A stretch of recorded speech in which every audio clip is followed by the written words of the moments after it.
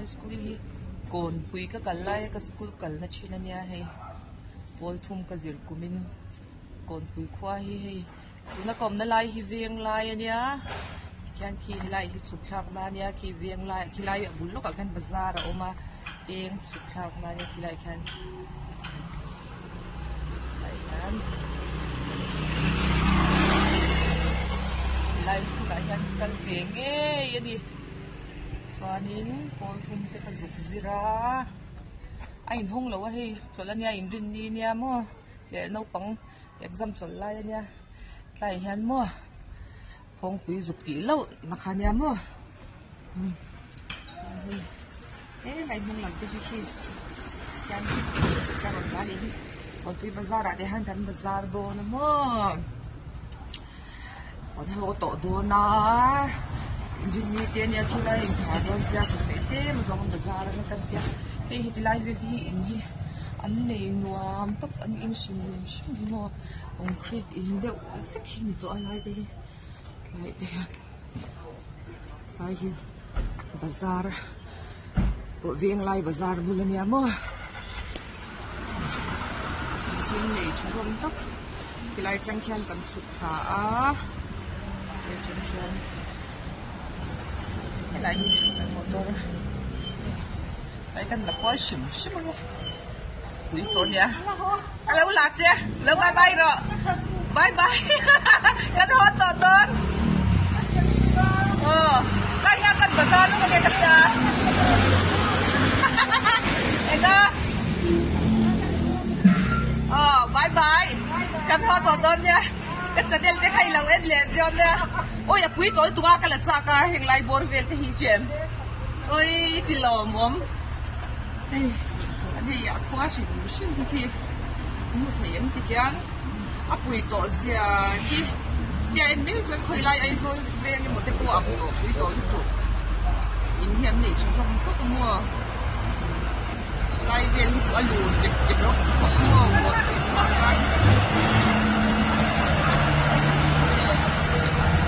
cái của quý được ba semua dan motor lian dan lam pak macam ni bagarot lam pak dia mo lai ben hi motor hi tam sim siapa asal tak terus lagi lai hi geng lai bazar dia mo kan bazar kual vel luk ton ni hi Queen thuộc viên lại bazar thì mua viên chung hình luận bazar thì do khi viên lại hàng cần cần nghe cần lụt về lúc nghe chồng mẹ viên cần lấy viên à cháu là phép cháu lâu bye bye rồi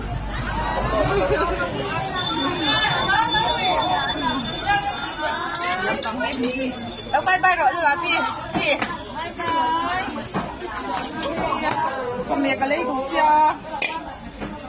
Thế làm gì cần là tiếng? Quý về réo. Quý về réo thì. Thì dùng hắn cái tiếng lệ tổ xe cái hem em phải về tổ là va.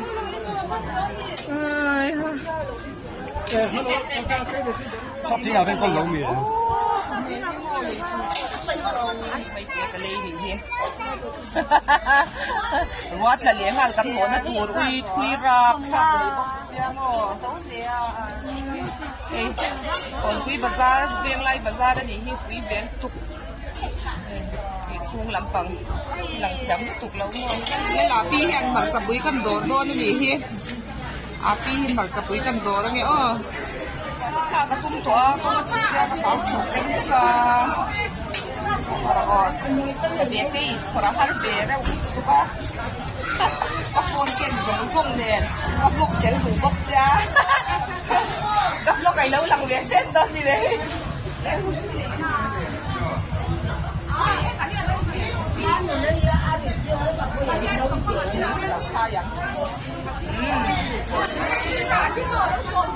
mà chụp cái căn hộp giấy lệ đó lúc cái này đi cần chân xóa mấy con là kim tổ ra cái ra chân không ô anh sai nghe chinh thì sống à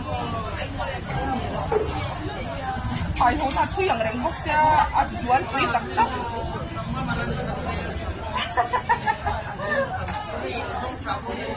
ai ngồi rồi không muốn chút gì đâu mà yang à xong trả mi lắm để cho bốc xe kita anh luam luôn tục vào sao thế hi nhiều gì đủ tốt mà yang cái đủ tốt mấy à quý bốc xe cần nó cuốn cái lỗ không đẹp cái lỗ như rồi tiền tiền khách gian nghe nghe gì thật ra à chân về ông lâu nhỉ có gì rằng anh cái lỗ duống cái việc cần phở lúc cái vlog đủ bốc ra hay anh tiền tiền cái hành đồ lúc đó nhỉ hay cái con hành cái kinh miệng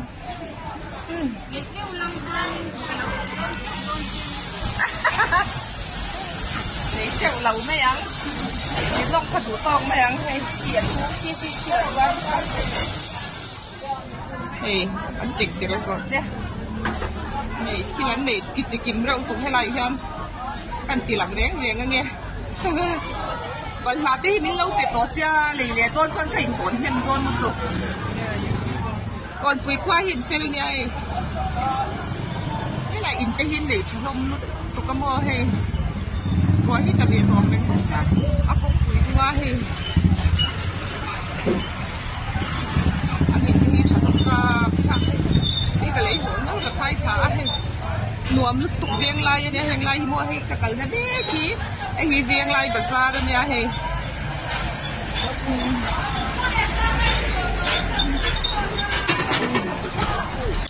thế là trong cổ hàng cần tiền này thả tiền chầu thế cái này đi con nụt lui thì con nó mà sẽ cắt lột tao mấy anh mà như nôm chết rồi photo đó na nang plan thali azar anh hiểu ale về bây mo đi qua gì bye bye quá đi lâu lắm bye bye lâu mấy định chặt lông gì à我输緊好睇啦喎chân nhân hồ lầu mấy anh cha cái hình của mình là từ từ có hồ lầu mấy đó mà đi thầy hồ lầu mấy đó để mà đi cái kiểu muốn đó đi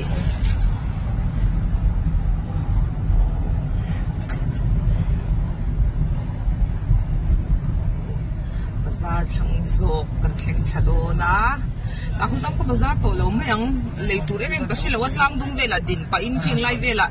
anh bazaar lệ nga thì cái lấy chẳng cái gì thốt anh in cái lấy tổ lầu mấy anh gọi là số rất xa cái về sau là mà cần làm được cái quá rồi chắc sẽ cả tụ lại nhân mua rồi at lạc xếp chọn phong hi achalo tục xí là wa khu đều mà sẽ là mua thế mà anh làm được không anh chặt lộn gì à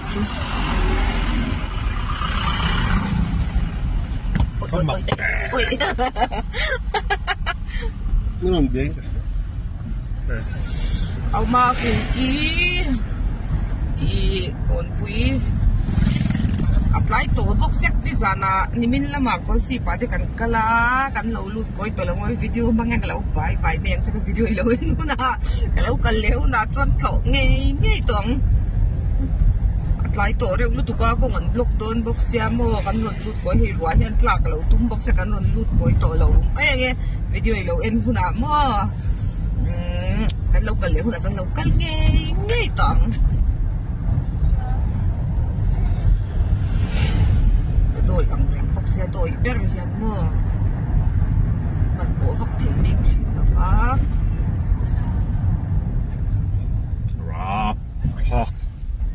khi lại phải tụi hết chuẩn bị chân cái xe ăn in tận nó phải mua ra xe cái chiang tổ xí là ba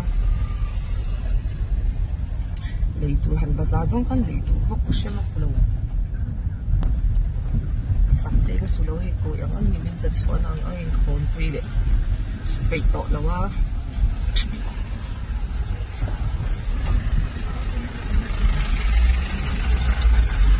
tôn tệ đấy nha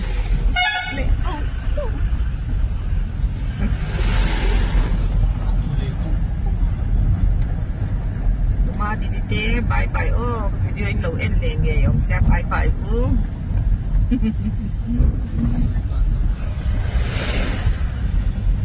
dấu nó là mar bộ phá stream group mi RS stream group mi khá bye bye chiang tong tu này cho mà han lâu chiang lâu thấy tụ ta sau là tắm thấy có mất thể được chiang mà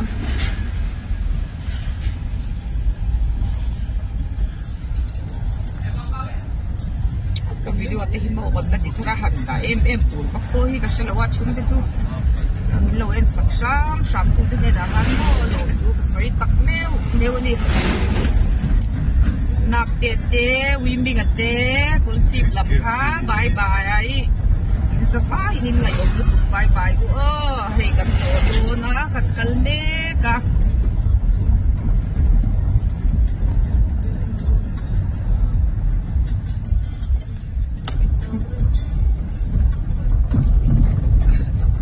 sôi để tiếp sẽ đi nha lại nấu tết cho nó mà tìm men lẽ về cần mát lắm chứ cần nấu tết gì không cô chặt bắt học cúc mẹ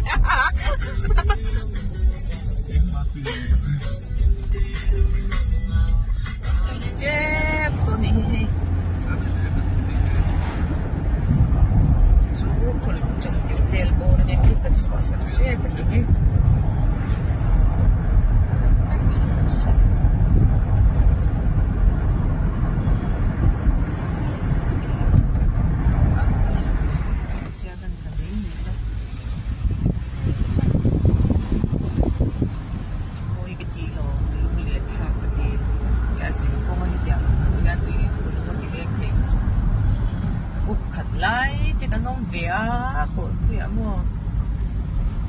để tal về mà na ram tích riak về mà na lên về lo mo công đừng có buồn cái cho con có tiền lên à cái đôi mà vào hơn cái dính trắng ấm lẩu mấy cái máy mo anxiety cái đấy nuôi cái chân một tuần chuẩn đi cái đó mà là sống ở thì anh có trắng ấm này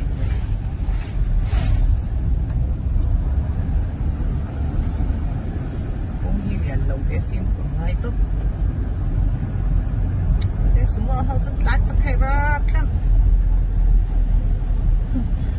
Kon gue semua hal perang mana mau lancar hebat. Video lo itu nak cantik remote.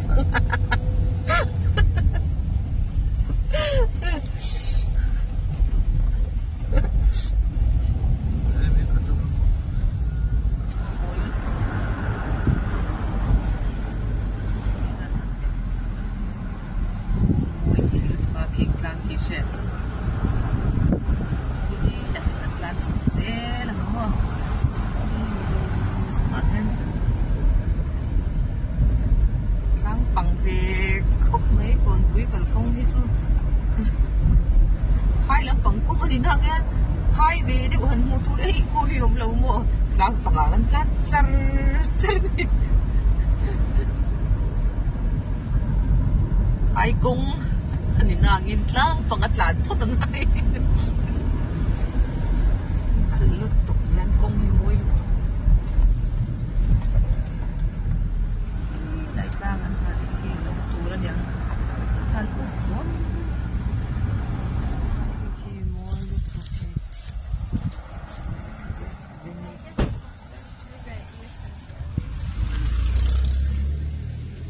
kung himo at di về mà xin mua rêu tục ô anh phải ăn scootin đan đi pan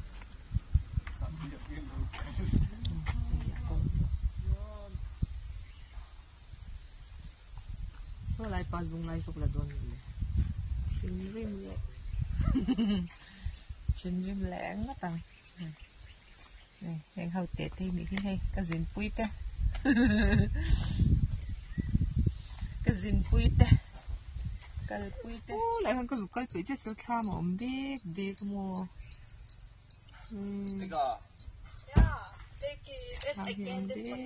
đi cái hiện nay thì anh cẩn thận là nhàng uy lung liền thang lung liền thang liên tục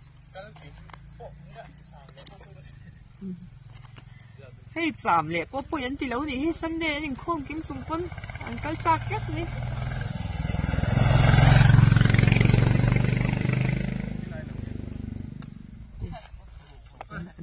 an lâu tu ra nhá an hal in un mê ni khi rồi mu thêm đây còn với căn dinh nát con nhá tụi mình căn hồ mê cái món căn hồ lắm anh nhá đây là căn nồng mê tập khi không khi anh lằng chật đủ lâu à cái dinh tùy tên gì khi ngày trang hậu khăn cái lúc mà tụi lên tụi quá khi lại trang khen không khi cái nung lòng khi một thèm cũng rất cái gì khi cũng khi té tụi quá cũng hi mò cái đội bốc xe cái mà hi thế hi cần là về lệ sim mà nghe càng var chu duma cái đâu này càng var po Ni ko mà càng var cái là cần dum ho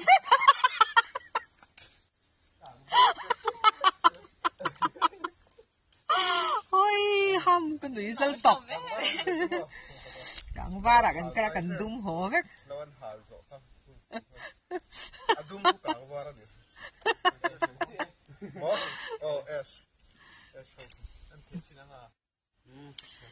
ai trang thêm môi luôn là tỷ lên thế im chả sáng nghe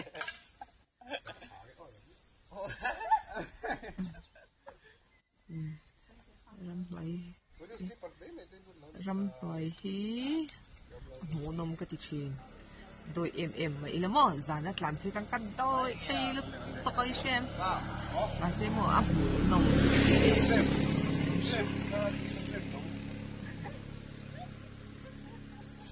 cái hàng trốn rượu à áp mũ thể lai trên cái còn là về mấy đi không à cái này thì đây thì ra rồi nhá khi cần lấy lúc bằng cái này nó lâu lấy không à thì lấy toàn rồi không mấy mà cần nên quan về là nghe có số lấy số cái cần quý cái lấy thì đây nhá trán lằng đốn giang ngay cái lần bazaar đốn gần lắm kìa ô cái đồ giống đồ làm ô thằng cái này đồ lâu bị chìm hết đấy không muốn hiện tại nghe tiếc thật sống à anh nấu chơi lúc có mà sẽ thế mình là vui về được rồi tên mình khi cái lâu đồ của ta còn vui à mình lâu bể à thế mà giống quá mấy tiền nó lâu bị có chút sống à mấy tiền cái đồ mu chó đồ em để hình hay nấu trà à bắn tủ hay cái đồ à bắn tủ em mua à thì khăn gì xếp không phủ liền khăn đây xin lấy nó cái xin cái là nhớ xin thì khăn gì xếp đánh nhau về lịch trình là kìa đánh nhau cái này quý lắm thì quý nằm hi tui em thì khăn gì mấy rồi sẽ thành phố lắm bằng tóm nhá ôi tiếc rồi có làm gì lắm sợ dàn lắm căn phố lắm bazaar to nhỉ he là mà hi thấy tên lẩu doa ra he là mà hi dòng hàng cái là ta hú tỏi mấy nhỉ anh mơ